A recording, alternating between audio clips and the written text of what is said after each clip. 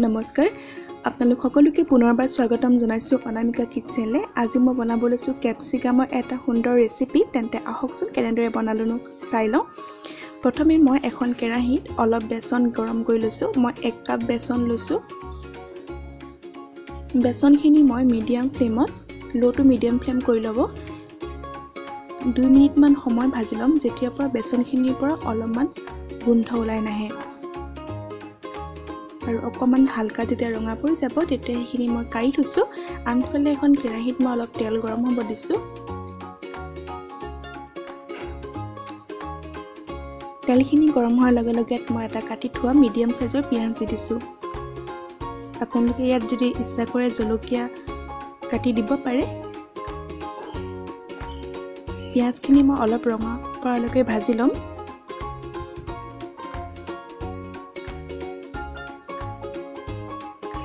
এতিয়া ইয়াত মই ক্যাপসিকামখিনি স্কোয়াৰ শেপত কাটি ইয়াত দি দিছো। এতিয়া এইখিনি তেলৰ সৈতে ভালদৰে মিলাই ভাজি থাকিম। ইয়াত ঢাকন দি ভাজিব নালাগে, এইদৰে ভাজিব। সোৱাদ অনুসৰি নিমখ আৰু প্ৰয়োজন অনুসৰি হালধিখিনি মই দি দিছো। এইখিনি পুনৰবাৰ ভালদৰে লৰাই লম। মই এইখিনি মিডিয়াম ফ্লেমতে ভাজি আছো।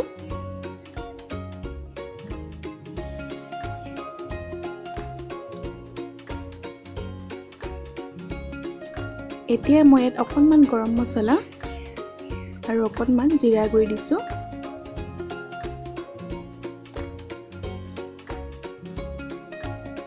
এইখিনি পুনৰবাৰ লৰাই লৈছো।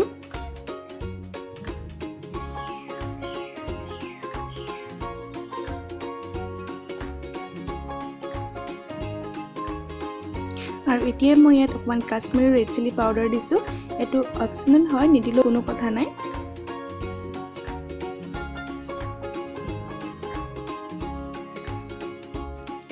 এইখিনি অলপ সিজি আহিছে।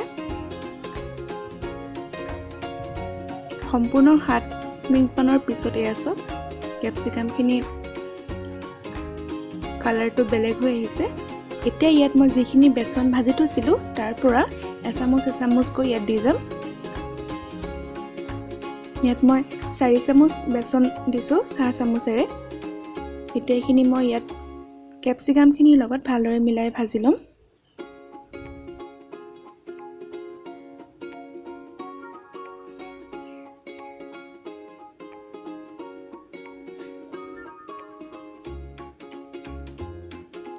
ভিডিঅ'টোত দেখুৱাৰ দৰে আপোনালোকে এইদৰে ভাজি থাকিব।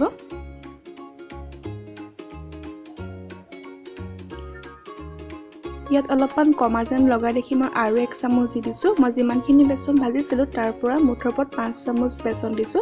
এইখিনি ৰেডি হৈ গৈছে। এতিয়া কাঢ়ি থম। ঠাণ্ডা হোৱাৰ পিছত ইয়াত প্লেটিং কৰিছো। মানে বেসনখিনি দিয়াৰ পিছত বেছি সময় ভাজিব নালাগে। আজি আমাৰ ক্যাপসিকামৰ বেসনৰ ফ্ৰাই ৰেচিপিটো তৈয়াৰ হৈ গ'ল। খাবলৈ খুব স্পাইসি হয়, টেষ্টি হয়। বনাই চাব। ভাতৰ আৰু ৰুটিৰ সৈতে পৰিবেশন কৰিব পাৰিব। যদি ভাল লাগে তেন্তে লাইক, শ্বেয়াৰ আৰু সাবস্ক্ৰাইব নিশ্চয় কৰিব। আন এটা ভিডিঅ'তে আপোনালোকক পুনৰবাৰ লগ পাম। ধন্যবাদ।